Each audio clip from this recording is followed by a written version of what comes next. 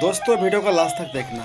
अरे ताऊ, मेरे पीछे पुलिस वाले पड़े हुए हैं। इस बैग को संभाल के रखना, मैं तुम्हें पूरे 50,000 रुपए दूंगा। ला भाई, ओ अब तू भाई एक काम कर, साहब। बेफिक्र होकर इस भूस के बुंगे में छुप जा। ठीक है ताऊ। अच्छा यार, ये झोपड़ी में छुप जाओ।